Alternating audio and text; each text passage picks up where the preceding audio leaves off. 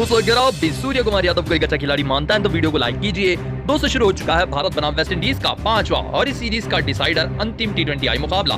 दोस्तों इस मुकाबले में हार्दिक पांड्या ने टॉस जीता और टॉस जीतकर हार्दिक पांड्या ने पहले बल्लेबाजी को चुना क्योंकि उनके हिसाब से पहले बल्लेबाजी के लिए पिच अनुकूल थी। यशस्वी जायसवाल व शुभमन गिल सलामी बल्लेबाज बनकर आए, लेकिन इस बार शुरुआत भारतीय टीम को बेहद ही खराब मिली। जी हां दोस्तों, अकील हुसैन की इस गेंद को पढ़ नहीं पाया शुभमन गिल, गेंद लग गई पैड्स पर, जिस गलते जोरदार अपील हुई अंपायर के लिए LBW की और अंपायर की उंगली उड़ गई क्योंकि विकेटों के बीचों बीच पाए गए थे शुभमन गिल, जिस गलते मात्र 9 रन बनाकर शुभमन गिल आउट हुए। लेकिन उसके बाद बड़ा झटका लगा अगले ही ओवर में यशस्वी जायसवाल के रूप में। दोस्तों हल्का सा यशस्वी जायसवाल टच करने के चक्कर में अपने बल्ले का इस तरीके से सामने का शॉट खेल बैठे और अकील हुसैन ने कैच एंड बोल्ड कर रख दिया जायसवाल को। मात्र 5 रन बनाकर सीरीज के सबसे जरूरी मुकाबले में जायसवाल आउट हुए। लेकिन उसके बाद भारत की रनों की गति को आगे बढ़ाया तेजी से हमारे सबसे काबिल बल्लेबाज इस सीरीज के सूर्य कुमार यादव व उनके साथ तिलक वर्मा ने। दोस्तों इन दोनों ही बल्लेबाजों ने पावर प्ले में भारतीय टीम को 50 रन के पार पहुंचा दी। दोस्तों दोनों ही बल्लेबाज अच्छी बल्लेबाजी कर रहे थे सेट होकर मैदान पर, एक तरफ तिलक वर्मा व दूसरी तरफ सूर्य कुमार यादव। दोनों के बीच में अच्छी साझेदारी हो भी रही थी, दोनों के बीच में एक बड़ी पार्टनरशिप की उम्मीद भी थी, लेकिन तभी हो गई बड़ी गड़बड़। तिलक वर्मा सामने का शॉट खेलने के चक्कर में टच कर बैठे हल्का सा गेंद और सामने ही कैच पकड़ ली। रोस्टन चेस ने कैच एंड बोल्ड कर रख दिया तिलक वर्मा को। 27 रन बनाकर 18 गेंदों का सामना करते आउट हुए तिलक वर्मा। दोस्तों उनके बाद मैदान पर बल्लेबाजी करने आए विकेट कीपर बल्लेबाज संजू सैमसन, लेकिन ये भी 13 रन बनाकर रोमेरियो शेफर्ड की इस गेंद पर एच जेबेडे बाहर जाती हुई गेंद पर इस तरीके से पूरन ने पीछे कैच को समाप्त किया, जिसके चलते संजू सैमसन का एक और मौका जाया हो गया। 13 रन बनाकर संजू आउट हुए। दोस्तों उनके बाद आए बल्लेबाजी करने के लिए कप्तान हार्दिक पांड्या, लेकिन वो तो भला हो सूर्य कुमार यादव का जिन्होंने आज भी अच्छी पारी खेली और मात्र 36 गेंदों पर अपना अर्धशतक इस मुकाबले में पूरा किया। लेकिन 15वें ओवर के बाद ही बारिश आ गई मैदान पर। दोस्तों बारिश तो आई, लेकिन उसके 15 मिनट के बाद ही वापस से मैदान पर आए दोनों ही खिलाड़ी बल्लेबाजी करने के लिए। दोस्तों सूर्य कुमार यादव तो अर्धशतक लगाकर सेट हो चुके थे, लेकिन हार्दिक पांड्या से हुई बड़ी गलती। शेफर्ड की इस गेंद को बाउंड्री पर धकेलने के चक्कर में पीछे खड़े इस तरीके से होल्डर को कैच दे बैठे। कप्तान हार्दिक पांड्या मात्र 14 रन बनाकर 18 गेंदों का सामना करते हुए खराब बल्लेबाजी कर आउट हुए।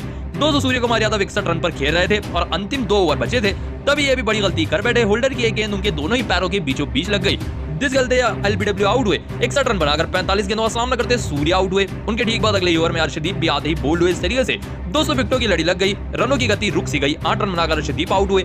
उनके ठीक बाद शेफर्ड की इसी ओवर की आखिरी गेंद पर कुलदीप भी इस तरीके से 0 रन बनाकर LBW आउट हुए।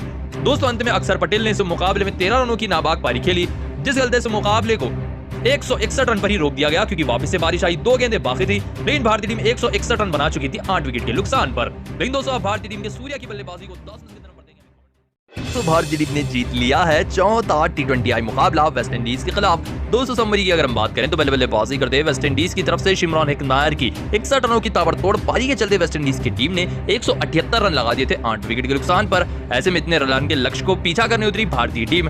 200 लक्ष्य पड़ा था, लेकिन जिस हिसाब से सलामी बल्लेबाजी यशस्वी जायसवाल व शुभमन गिल ने बल्लेबाजी की, उसने सभी को धाराशाही कर दिया। दोस्तों शुरुआती 10 ओवर तक भारतीय टीम का दबदबा बरकरार रहा, जहां 10 रन प्रति ओवर से रन बन रहे थे, लेकिन उसके बाद से तो और भी तूफानी बल्लेबाजी की इन दोनों ही युवा सलामी बल्लेबाजों ने।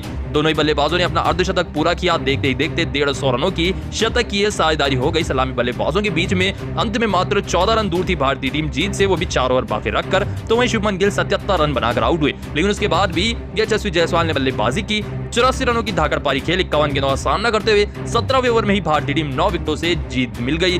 दोस्तों भारतीय टीम को 9 विकेटों से जीत मिली। यशस्वी जायसवाल को मैन ऑफ द मैच का अवार्ड मिला। इसी के साथ 2 और 2 से सीरीज भी बराबर हो चुकी है। अब 5वां और आखिरी T20I मुकाबला बचा है। लेकिन दोस्तों आप भारतीय टीम के इस प्रदर्शन को 10 में से कितने नंबर देंगे हमें कमेंट बताएं। आगे देखिए आज के मुकाबले की पूरी हाइलाइट्स।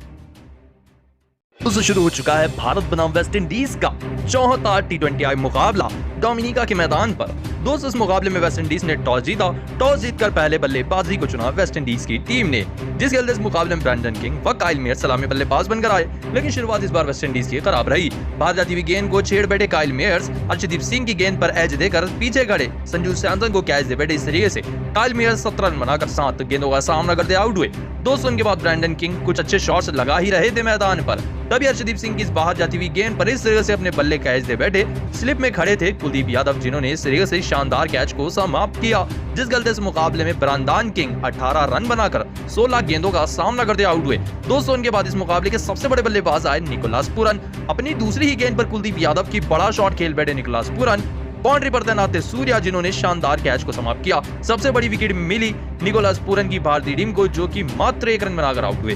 2 रन के बाद बल्लेबाजी करने आए रोमन पोवेल वेस्ट इंडीज के कप्तान, लेकिन ये भी कुलदीप यादव के ओवर की आखिरी गेंद पर अपने बल्लेबाजी इस तरीके से एज से बैठे, पीछे शुभमन गिल ने इस तरीके से स्लिप में शानदार कैच लपक ली, जिस गलते रोमन पोवेल कप्तान मात्र 1 रन बनाकर आउट हुए। ताश के पत्तों की तरह शुरुआती 4 बल्लेबाज आउट हुए 65 रन पर 9 ओवर के बाद। फिलहाल इमरान हतमार उनके साथ बल्लेबाजी कर रहे थे शाई होप, और ऐसा लग रहा था कि 150 रन तक पहुंच पाएगी वेस्ट इंडीज की टीम। लेकिन दोस्तों, आप भारतीय टीम की खूंखार गेंदबाजी को 10 में से कितने नंबर देंगे, इसका जवाब हमें कमेंट में एक बार जरूर बताएं। दोस्तों, अगर आप भी यशस्वी जायसवाल को एक अच्छा खिलाड़ी मानता है तो वीडियो को लाइक कीजिए। दोस्तों, भारत बनाम वेस्ट इंडीज का 14 T20I मुकाबला शुरू हो चुका है, जिसमें पहले बल्लेबाजी करने उतरी थी वेस्ट इंडीज की टीम। इमरान हतमार ने वेस्ट इंडीज की तरफ से 61 रनों की ताबड़तोड़ पारी खेली थी। 178 रन बना दिए थे वेस्ट इंडीज। ऐसे में 179 रन के लक्ष्य का पीछा करने उतरे यशस्वी जायसवाल व शुभमन गिल भारत के सलामी बल्लेबाज बनकर। लेकिन इस बार शुरुआत दोनों में काफी तगड़ी रही। दोस्तों, जो पार्टनरशिप शुरुआती 3 मुकाबलों में नहीं दिखी, वो आज देखने को मिली। लक्ष्य बड़ा था, लेकिन दोनों ही बल्लेबाजों की बल्लेबाजी भी काफी कमाल रही। एक तरफ से शुभमन गिल, एक तरफ से यशस्वी जायसवाल के क्लासिक शॉट्स मैदान के चारों तरफ देखने को मिले। शुरुआती पावर प्ले में 60 से ज्यादा रन बना दिए, उसके बावजूद भी 10 से ज्यादा का नेट रन रेट बरकरार रहा भारतीय टीम का, जिस गलते शुरुआती 10 ओवरों में 100 रन तक पहुंच गई भारतीय टीम, और अंतिम 60 गेंदों पर सिर्फ 80 रनों की दरकार थी भारतीय टीम को, जिसमें दोनों ही बल्लेबाज अर्धशतक लगाकर सेट हो चुके थे। दोस्तों, इस मुकाबले में पहला अर्धशतक लगाया शुभमन गिल ने। जी हां दोस्तों, शुभमन गिल अर्धशतक लगाकर 30 गेंदों पर सेट हो चुके थे। दोस्तों, उनके साथ ही यशस्वी जायसवाल ने भी तूफानी बल्लेबाजी की और वो भी अर्धशतक तक पहुंच गए। दोस्तों, आप सभी को बता दें, दोनों ही बल्लेबाज एक दूसरे के कंपटीशन में तगड़ी बल्लेबाजी कर रहे थे, जिसमें पूरी वेस्ट इंडीज की टीम 17वें